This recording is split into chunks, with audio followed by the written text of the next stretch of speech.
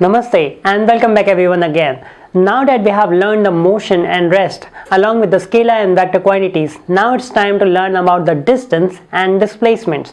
So what is distance and what is displacement? What is the fundamental difference in between these two? These are the fundamental questions that we are going to address in this video. So let's begin. Now, what is distance? Distance is the changing in position with respect to time, which itself is motion in a magnitude way. Like for example, you travel from your home to a town and you covered a path. So that path length that you have covered is known as distance from point A to point B to point C. So our total distance is A to B and B to C.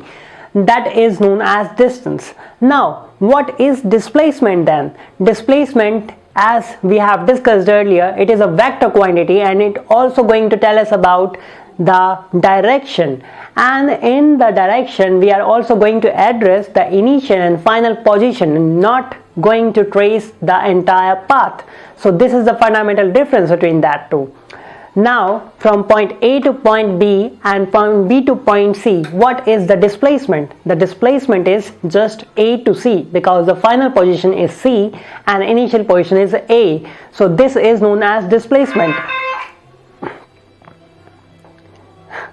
Just only in straight line the distance and displacement collapse. Like for example, a person is moving in a straight line from A to B and the distance or the displacement is 10 meter. We can use both the quantities or both the terms for this thing, but the fundamental difference still remains the same. Left to right or right to left is displacement, and when we are not determining where it is going and we are just saying 10 meters, that is known as distance.